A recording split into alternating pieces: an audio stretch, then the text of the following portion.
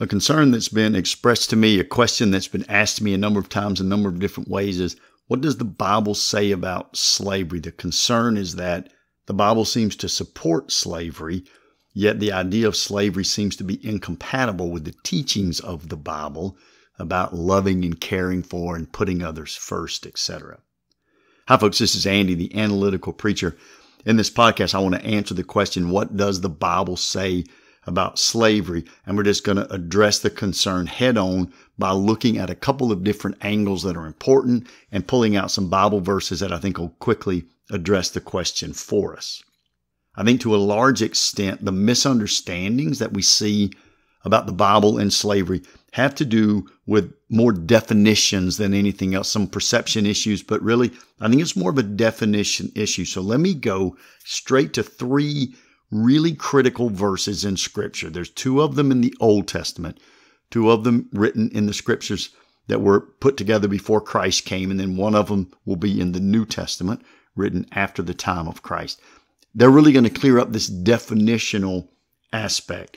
The first one, again, in the Old Testament, it comes right after the Ten Commandments. So a number of you will know that the first rendering of the Ten Commandments is in Exodus chapter 20. Exodus is the second book of the Bible, so Genesis and Exodus. In Exodus chapter 20, we get the Ten Commandments. And then in the very next chapter, Exodus chapter 21, verse 16, we read this: "Whoever steals a man and sells him, and anyone found in possession of him shall be put to death."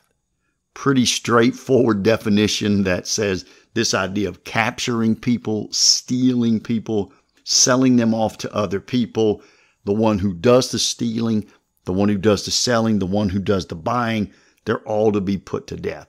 That's in Exodus. Then you get to Deuteronomy, which is a few books over. Exodus and Leviticus are sort of the first giving of the law to Moses for God's people. The word Deuteronomy means something like a second giving of the law. So Deuteronomy summarizes, recaps, restates what God had already told his people. The Ten Commandments are re-given in Deuteronomy chapter 5 as well. As we jump over to Deuteronomy chapter 24, we see a summary recap of this law that we read about just now in Exodus 21. Deuteronomy 24:7 says this: "If a man is found stealing one of his brothers of the people of Israel, and if he treats him as a slave or sells him, then that thief shall die. You shall purge the evil from your midst." So it seems pretty clear that what the Bible is speaking about here is the type of slavery that we think about when we think about slavery in America. The only thing that comes to our mind is this idea of chattel slavery, which is an individual thinks that they quote unquote own another person. They own that person for a lifetime. They own all of the labor output of that person. And even that individual's children become property of the original owner. Almost in every case, those individuals in that condition were stolen or kidnapped, if you will, and it would directly violate these Old Testament laws. And so when we say, well, what does the Bible say about slavery? The first thing we have to understand, the Bible says the type of slavery that existed in the United States, that existed in the Caribbean islands, that existed in Brazil, that type of slavery, as you can see here, strictly forbidden by the Bible. Let me give you a New Testament verse. The New Testament verse is going to say exactly the same thing, just in a slightly different way. In this case, we're going to the letter of 1 Timothy. This was written by the Apostle Paul, and Timothy was a young elder preacher that Paul had been developing and mentoring. And in this letter, Paul writes to Timothy all sorts of things that he needs to understand about how to effectively manage, pastor, shepherd, preach, and teach to a church. And so this is one of the things he says, 1 Timothy chapter 1, verses 9 and 10.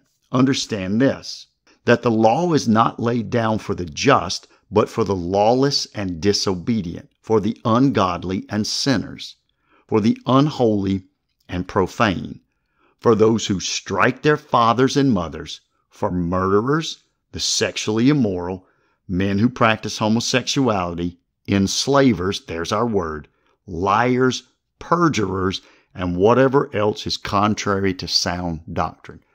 Paul here clearly saying those in the slave trading business are contrary to the doctrine of God, contrary to the doctrine of the Bible. Paul originally wrote this letter to Timothy in Greek, and that word that gets translated here, what I just read to you was the English Standard Version, the ESV. That word that gets translated enslavers here in the English ESV literally meant those involved in the slave trade. So it would be those, again, who are kidnapping, those who are buying, those who are selling, those who are putting to work these individuals. And Paul is saying that that is contrary, just like killing other people, just like beating up your mom and dad. Those things are, Paul says, it's against the law, it's unholy, and it's profane. So what we have to realize is there are other types of, we'll put this in quotes, quote unquote, slavery. There are other types of slavery that existed then and that have really existed all throughout time. Things such as indentured servants or debt servants. There's usually been convict labor and those sorts of things. The history books tell us, for example, that Abraham Lincoln's father was a debt servant for a portion of time, and that even Abe himself, as his father had gotten into a debt that he couldn't repay, actually sold the services of Abe Lincoln for a short period of time out to a neighbor. The neighbor did not own Abraham's father when he was an indentured servant. He did not own Abe Lincoln, but he did own some of the produce of his labor. And so, in other words, Abe had to go and work for this local farmer until he had paid off the debt that his father owed. Many of the first European, now we have to make that clear, many of the first European immigrants to America actually came as indentured servants. And so there would be individuals in England or Scotland or Wales or in the Netherlands. They wanted to come to America. They didn't have the money. It was going to take them years to build up the money to make that trip. And so what they would do is they would find a rich individual who was coming to America, and they would say to that person, if I work for you, and the average term was 6 or 7 years, I think, if I work for you for 6 or 7 years, when I get there and you keep almost all of the produce of my labor beyond what I need to feed myself, will you take me and pay my expense to get me to America? We will sign a contract. We will have it notarized. And then once I have worked for you for those 6 or 7 years, then I will be free. You will not own my wife if I get married in America. You will not own any kids that I have when I'm there. And you will only have the opportunity to take advantage of my labor for the period of the debt bondage that we structure for this agreement. And so there would be times when someone would owe money. And of course, debtor's prison is a failed circle, because if I owe money and I can't pay it and then I'm thrown into prison, I'm even less likely to be able to pay it. So I never get out of prison and the lender never gets the money back. So debt servanthood or debt bondage is a better way, in a sense, of handling that. If I don't have a bank I can go and borrow the money from, or a family or neighbor I can go and borrow the money from, then I simply have to sell my labor to you in a debt bondage type arrangement. There may have been 100 more shades of gray that were going on in Old Testament times, that were going on in the time of Jesus. We know that in the Roman Empire, 25 or 35% of the entire population were servants of some description, and a great number of them are what we would call prisoners of war who had been put to work as servants, or it was what we would term convict labor, someone who had been arrested and they were essentially put on the chain gang and put to work in the Roman Empire. So there may have been a number of different things, but what we know and what's critical to understand, the Bible explicitly says the type of chattel slavery that we think about when we think about slavery in America was forbidden for both God followers in the Old Testament and God followers in the New Testament.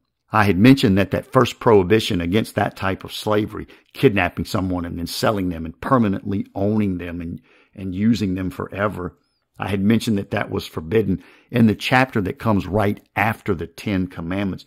There are other rules listed there. So not just in Exodus 21, but also in Exodus 22 and Exodus 23. There's some rules listed in the next book of the Bible, Leviticus chapter 25, and then skip a book, Numbers, go to that second giving of the law. And in Deuteronomy chapters 23 and 24, there are all of these chapters that contain verses about this idea of bond servants, slaves, indentured servants, however you would want to phrase the term.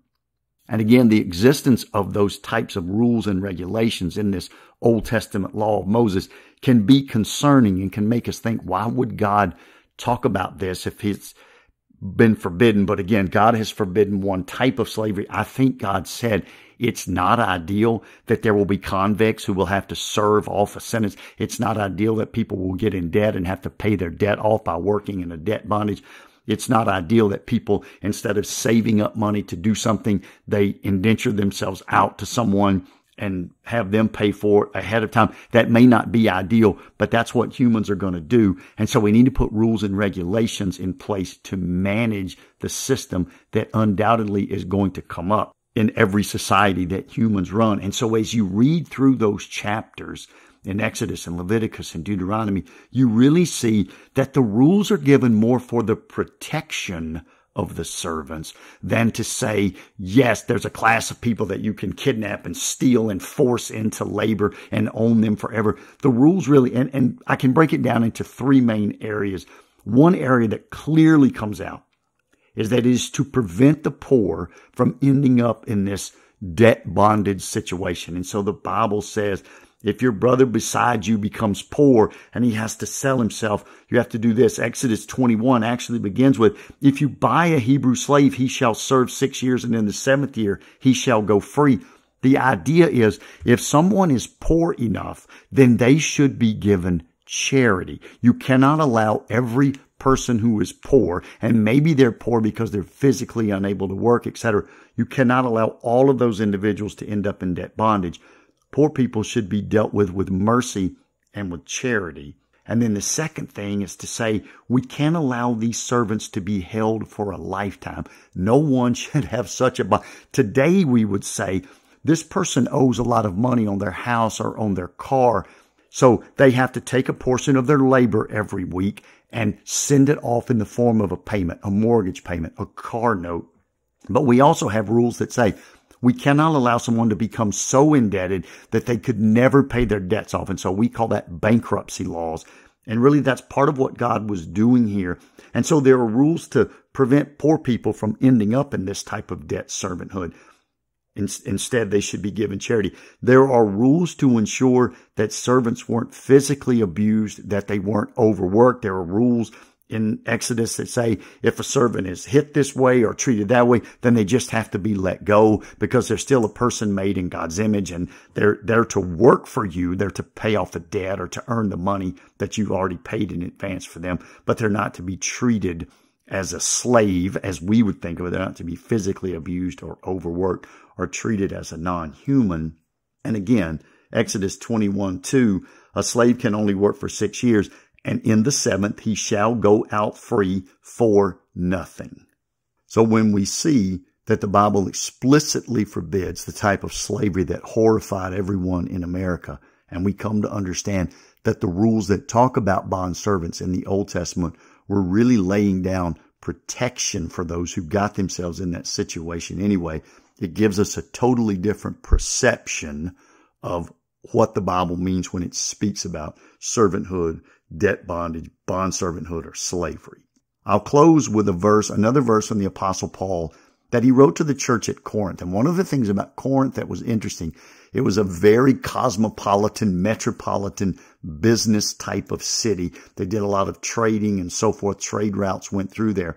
One of the things about the church at Corinth is it was a very diverse church. And so there were wealthy and non-wealthy individuals. There were Jews and there were Greeks. There were folks who had come in from other religions. There were folks who had come in from not having a belief in any type of God at all.